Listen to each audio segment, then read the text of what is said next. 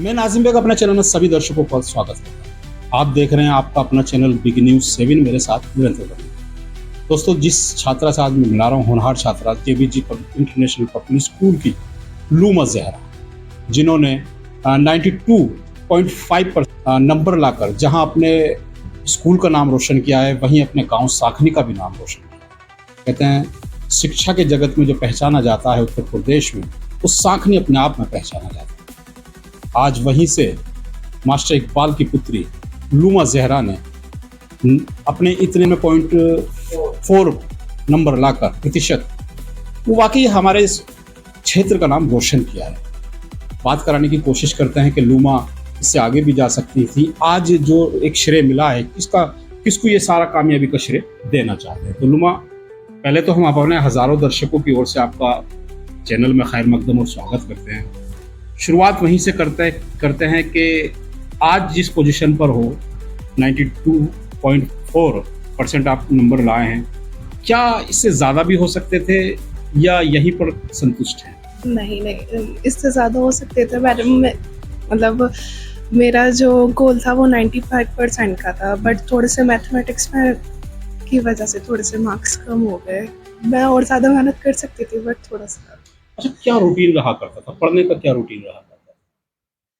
तो पहले स्कूल से आकर थोड़ी देर मतलब सो जाया करते थे, उसके बाद शाम को उठकर ऑनलाइन क्लासेस, ट्यूशन वहाँ पे जाते थे। वहाँ पे ट्यूशन से आके फिर सेल्फ स्टडी करते थे 2-3 घंटे डेली। प्रतिदिन यही हाँ, हाँ। रूटीन रहा करता था पढ़ने का। अच्छा, क्या कुछ कहना चाहते हैं आज कि आज आपके इतने प्रतिशत नंबर लाए, उन साथियों से क्या कहना चाहते हैं जो अभी आपसे कम नंबर लेकर आए हैं? मैं उनसे यही कहना चाहती हूँ वो और ज़्यादा मेहनत करें, अपने मार्क्स को सुधारने की कोशिश करें, क्योंकि अभी 12th क्लास में भी बोर्ड का रिजल्ट आ गया और आगे भी उन्हें मतलब उनके अपना ड्रीम है, वो कुछ करना चाहते होंगे, उन्हें उसमें और ज़्यादा मेहनत करनी चाहिए। रिजल्ट आने से पहले दिमाग क्या था? नर्वस थे क्योंकि बोर्ड का रिजल्ट आना था। अभी से पूर्व में जो रिजल्ट आए थे वो सब कॉलेजली रिजल्ट थे स्कूल के। तो बोर्ड का रिजल्ट आना था, नर्वस थे, क्या था? हाँ, मैं बहुत ज़्यादा नर्वस थी, क्योंकि मतलब मुझे लग रहा था मेरे मार्क्स थोड़े से कम आएंगे, बट फिर मेरे पापा ने रिजल्ट चेक करा, तो उसके बाद रिजल्ट देखा, मैंने परसेंटेज कैलकुलेट करी, फिर मतलब ऐसे ही सबको पता चल अच्छा, गया। ऐसा कौन सा सब्जेक्ट है जिसे पढ़ने में इंटरेस्ट आता है? साइंस। साइंस पढ़ने में। क्या गोल्स हैं आगे, क्या भविष्य तय किया है लूमा ने? मुझे 11th के बाद जेईई का एग्ज़ाम देना है, उसके बाद आईआईटी करना है। अच्छा, पीसीएम चूज़ किया है मैंने। परिवार में पिताजी टीचर्स हैं, शिक्षा हाँ, हाँ। के क्षेत्र में हैं, तो नहीं लगा कि हमें भी शिक्षा के क्षेत्र में जाना चाहिए, या कुछ अलग की जो जा रहे हैं आप यही इंजीनियरिंग के? हमारे घर में ऐसे तो बहुत सारे टीचर्स हैं, बट हमें कुछ अलग करने की कोशिश करनी चाहिए, इसलिए मैंने ये चूज़ किया। अच्छा, क्या कुछ कहना चाहते हैं परिवार के लिए? मुकम्मल शिक्षा आप कर रहे हैं और बच्चे आपको, हमारे स्टूडेंट देख पा रहे हैं चैनल के माध्यम से, उनसे क्या कुछ कहना चाहते हैं? मैं बस यही कहना चाहती हूँ, आप सब भी ऐसे ही मेहनत करना, आपके और ज़्यादा अच्छे मार्क्स आएँगे।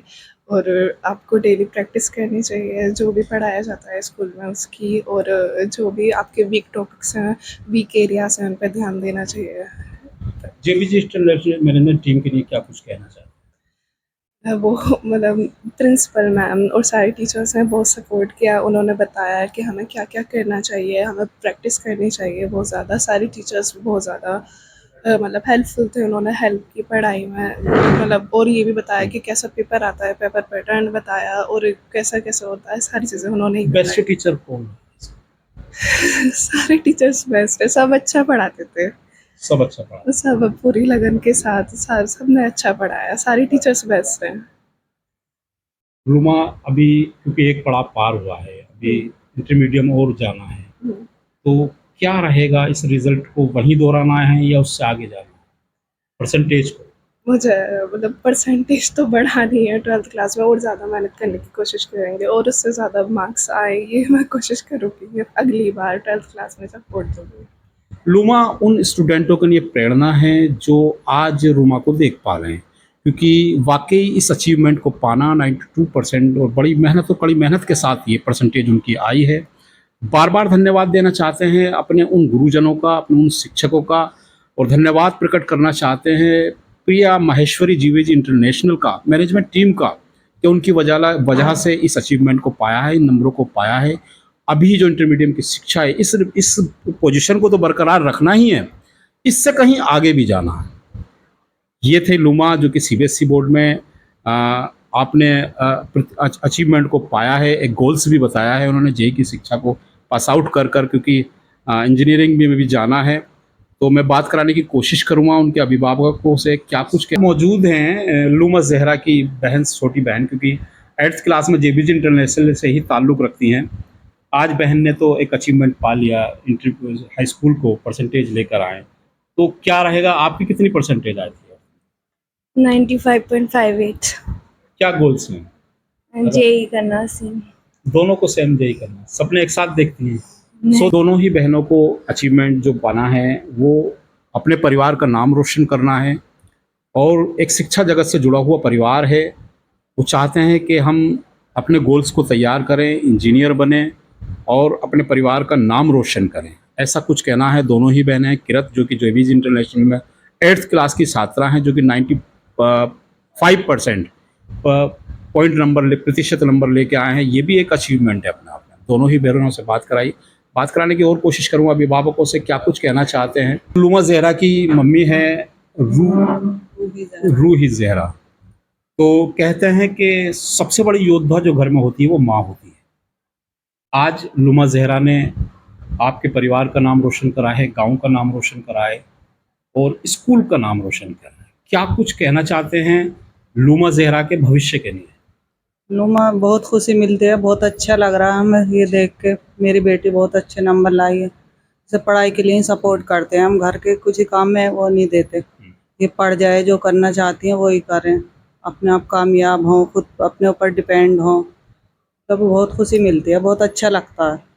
उन माओं से क्या कहना चाहती हैं जो अभी चाहती हैं कि हमारी बेटी घर में रहे, घर से बाहर ना निकले, शिक्षा 10th तक ही पास कर पाए?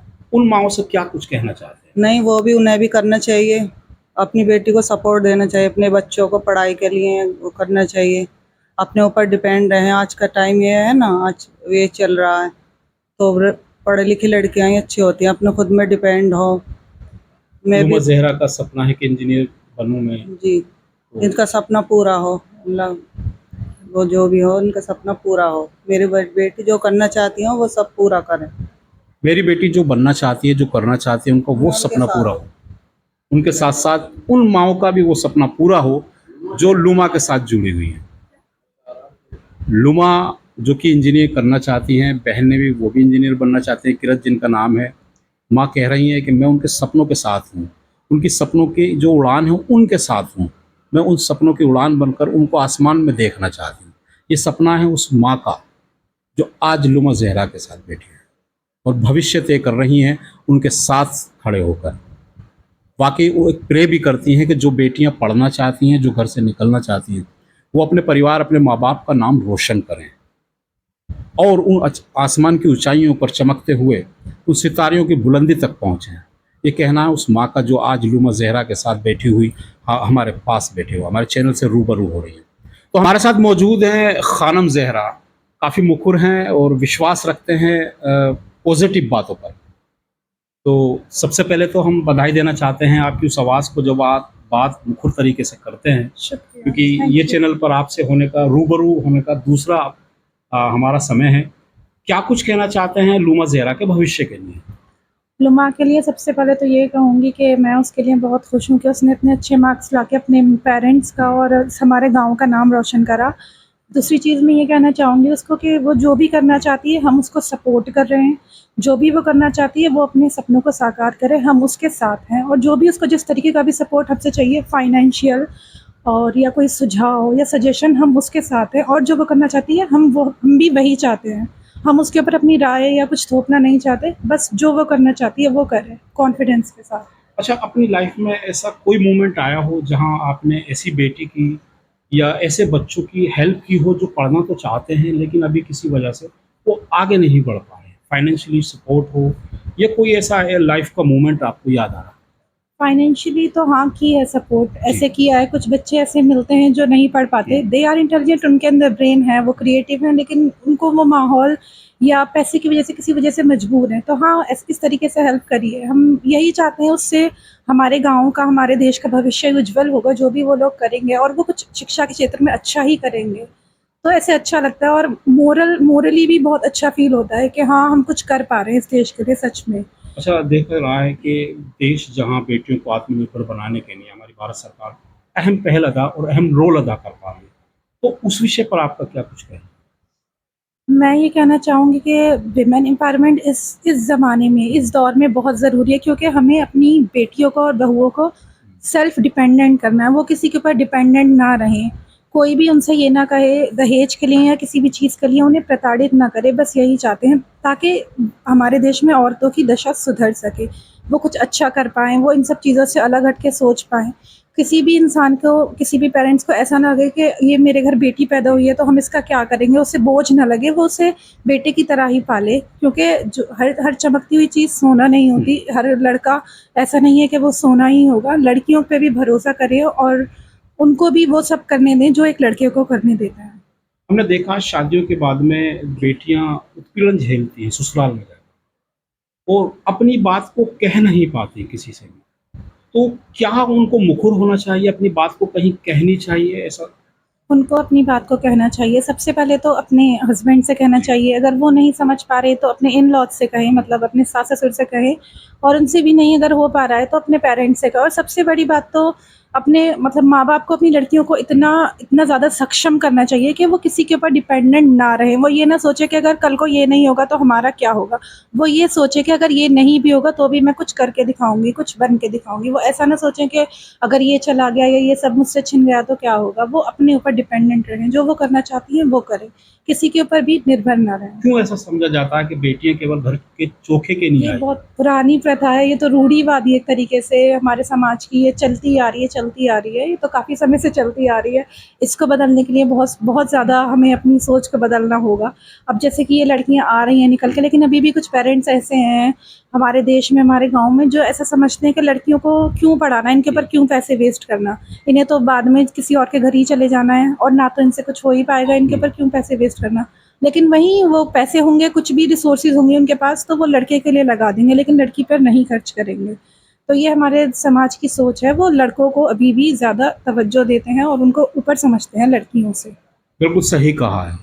बेटियों को शिक्षा के क्षेत्र में आगे बढ़ाना चाहिए। जो सोच जिनकी है कि हमारे जो रूरल क्षेत्र के जिनके जितने स्कूल हैं, जो वहाँ तक शिक्षा मिलती है, केवल उनके लिए वही काफ़ी है। क्योंकि उन बेटियों को अपने घर जाना है, अपने ससुराल जाना है, ये घर उनका नहीं है। लेकिन वाक़ई अगर हम बेटियों को आत्मनिर्भर बनाएँगे, शिक्षित बनाएँगे, तो जहाँ वो अपने परिवार का नाम रोशन करेंगी, वहीं वो अपने ससुराल में भी जाकर नाम रोशन की। कहते हैं कि बेटी जब शिक्षित होती है, तो वो 2 घरों को रोशनी करती है। एक अपने परिवार के साथ रहना और एक दूसरा ससुराल में जाना। तो ये थी मेरे साथ लुमा बात कराई और आपसे उन मुद्दों पर भी चर्चाएँ की जो कि हमारे आस-पास से जुड़ी हुई हैं। चलिए बात कराने की कोशिश करता हूँ उनके नाना जान लुमा ज़हरा के नाना, जिनको आफाक हुसैन एज़ ए शिक्षक हैं, टीआरएस ले चुके थे अभी 2 साल पूर्व।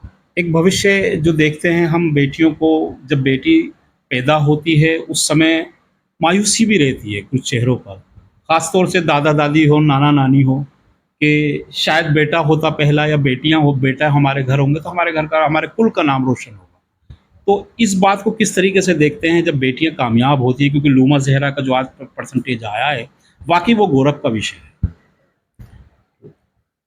ये पुरानी प्रथा थी कि बेटा बेटी को में अंतर समझा जाता था।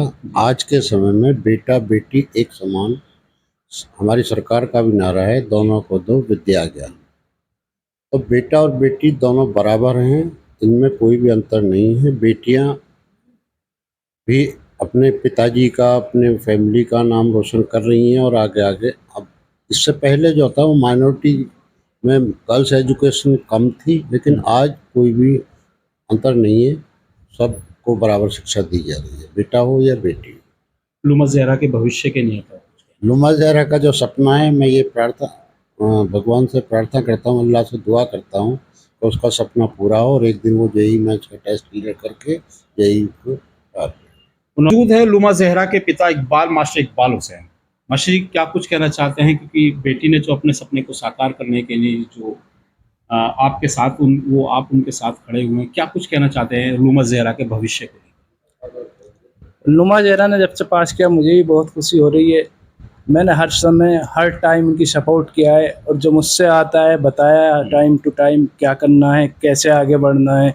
अब इनका जो भी एम है जेई में जाने का, उसके लिए भी मैं सपोर्टेबल हूँ और हर समय सपोर्ट करने के लिए तैयार हूँ। अच्छा मास्टर जी, आप स्कूल में पढ़ाते हैं, शिक्षा लोग बेटों को देते हैं, बेटियों को देते हैं, तो वहाँ भी ऐसी बेटियां होती होंगी जो अपने सपनों को साकार करना चाहती हैं, उनको अपने सपनों के साथ उड़ना चाहती हैं।